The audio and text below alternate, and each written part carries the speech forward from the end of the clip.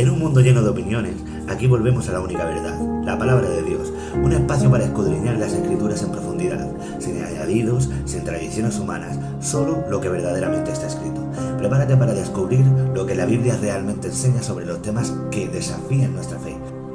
¿Están listos? Pues comencemos. Hoy vamos a responder una cuestión ampliamente debatida, aunque para ser sincero, no entiendo por qué han sacado infinidad de teorías, ya que aparece de forma explícita en la Escritura. Estudio bíblico, arrebatamiento de la Iglesia. Vamos al grano y respondamos la primera pregunta. ¿Habrá arrebatamiento de la Iglesia? Algunas corrientes dicen que no, pero lo pone de forma explícita. En Primera de Tesalonicenses 4 verso 17 dice: Luego nosotros, los que vivimos, los que hayamos quedado, seremos arrebatados juntamente con ellos en las nubes para recibir al Señor en el aire, y así estaremos siempre con el Señor. Es decir, la respuesta es clara: seremos arrebatados, obviamente. La siguiente pregunta sería: ¿cuándo? Obviamente no voy a hablar de los tiempos que nadie conoce, pero sí de la situación. Se habla de señales, del anticristo, del tercer templo, de la última semana de Daniel, de la gran tribulación, etc. Aquí viene el quid de la cuestión.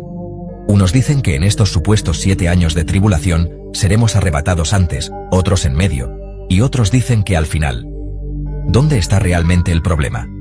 En que están obviando que las 70 semanas de Daniel hablan de un tiempo concreto, que se gasta de forma lineal. Daniel 9, verso 24. 70 semanas están determinadas sobre tu pueblo y sobre tu santa ciudad, para terminar la prevaricación, y poner fin al pecado, y expiar la iniquidad, y traer la justicia perdurable, y sellar la visión y la profecía, y ungir al Santo de los Santos. En la última semana se encuentra el Mesías príncipe, que es quitado, Jesús de Nazaret. El pacto que se confirma con muchos es el nuevo pacto que establece Jesús. La profecía ha sido mal interpretada porque no saben cómo encajarla. El pueblo de un príncipe que ha de venir. Pero si nos fijamos, su fin ni su principio se encuentra dentro del conteo semanal. Hasta el fin de la disolución durará. Este hecho ocurre en la destrucción del templo. La abominación desoladora que se encuentra en el lugar santo fue el Sanedrín, que ostentaba el sacerdocio y comenzó la persecución contra los cristianos, con la mano ejecutora de Saulo de Tarso. Él asolaba la iglesia, hasta que lo predestinado cayó sobre el desolador. En el camino a Damasco, cuando iba a capturar a más cristianos, le cayó una luz del cielo. Es decir, lo que posicionan como el fin de los tiempos, esa supuesta última semana no tiene nada que ver, y peor aún. Ese supuesto anticristo es el mismo Jesús. Podemos ver otro detalle. En Mateo 24 verso 2, Jesús sale del templo y dice: no quedará piedra sobre piedra, que no sea derribada. Pablo habla del hombre de pecado, recordar, antes de la destrucción del templo. Ese hombre provocó la diáspora judía y comenzó la expansión del evangelio a nivel mundial. En el pasado, Dios destruyó Babel y dispersó los pueblos, confundiendo las lenguas, para quedarse con un solo pueblo y que no se perdieran todas las naciones. Escogió a una, de la cual nacería el Redentor. Y una vez llegado el Redentor, destruyó el templo que los mantenía en el mismo sitio, y los dispersó para crear de nuevo un solo pueblo, el pueblo de Dios. Ahora vamos a la siguiente cuestión. Dice que se nos ha puesto de ejemplo lo sucedido en Sodoma y Gomorra. Si nos detenemos a ver lo que pasó, podemos comprobar. Vienen unos ángeles a hablar con Lot y le explican lo que va a acontecer. Le dicen que si quiere, avise a alguien más, pero sus yernos se burlan de él. Lot pide un poco más de tiempo. Los ángeles lo toman fuerte del brazo y lo sacan. Y pone textualmente: y cuando los hubieron llevado fuera dijeron: escapa por tu vida. Entonces Jehová hizo llover sobre Sodoma y sobre Gomorra azufre y fuego de parte de Jehová desde los cielos. Génesis 19 versos 17 al 24.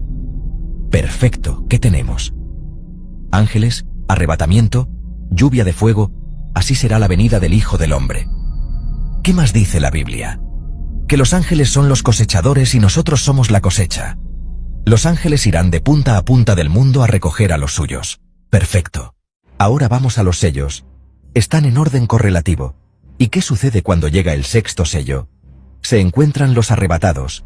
Se marcan los 144.000 y se los deja en el mundo, pero sin sufrir daño, testigos de los acontecimientos. Apocalipsis 6, verso 14. Y dice: el cielo se desvaneció como un pergamino que se enrolla. En 2 de Pedro 3, verso 17 dice: pero el día del Señor vendrá como ladrón en la noche, en el cual los cielos pasarán con grande estruendo, y los elementos ardiendo serán deshechos, y la tierra y las obras que en ella hay serán descubiertas. Después del sexto sello hay un silencio. Se ve a los ángeles que oran por media hora. Entonces toca la primera trompeta. El primer ángel tocó la trompeta, y hubo granizo y fuego mezclados con sangre, y fueron lanzados sobre la tierra. Apocalipsis 8, verso 7.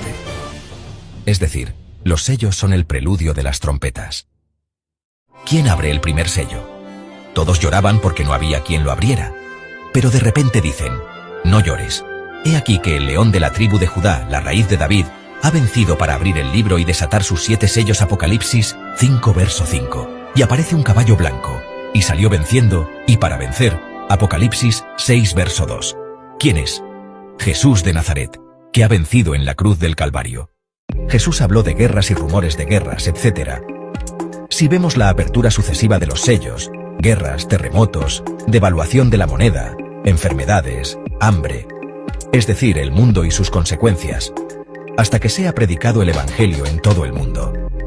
En el quinto sello los mártires claman: ¿hasta cuándo, Señor santo y verdadero, no juzgas y vengas nuestra sangre en los que moran en la tierra? Apocalipsis 6, verso 10. Y se les responde que deben esperar hasta que se completara el número de sus consiervos y hermanos, que también habían de ser muertos como ellos. Aquí la pregunta es: si no todos morimos, ¿a quiénes se refiere? Al último destinado a portar la llave de la dispensación. Cuando ese último con llamado muera, ya no habrá más quien lo divulgue. Entonces vendrán las trompetas, las cuales no traen redención. Dice: y los otros hombres que no fueron muertos con estas plagas, ni aun así se arrepintieron de las obras de sus manos. Apocalipsis 9, versículo 20. En la sexta trompeta se jura que ya no habrá más tiempo después de la séptima. Y en la séptima trompeta, Dios se colma de gloria. Apocalipsis 11, verso 15. ¿Y qué pasa con las copas? Son el mismo acontecimiento contado desde otra perspectiva. Después de la séptima trompeta, empieza a contarse toda la historia nuevamente. El incendio de Babilonia es el gran incendio de Roma. El 666 es Nerón. Las 7 colinas son las de Roma: el Aventino, el Capitolio, el Celio, el Esquilino, el Palatino, el Quirinal y el Viminal. Los reyes o los cuernos son todos los que han sometido al pueblo, desde Alejandro Magno hasta Tito. Conclusión. ¿Por qué los apóstoles creían que ya estaban en los últimos tiempos? Porque ya se había cumplido todo, a falta de la destrucción del templo, el hombre de pecado. Como en los días de Noé, ya se había decretado la destrucción, pero el tiempo restante fue la paciencia de Dios mientras se construía el arca.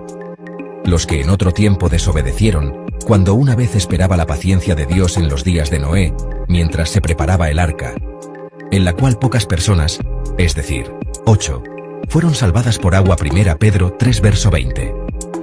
Ese se podría llamar un periodo de gracia gratuito. Solo había que creer las palabras de Noé y subir. Pero nadie subió. En la actualidad, el juicio ya está decretado. Solo falta la dispensión del Evangelio y de un momento a otro,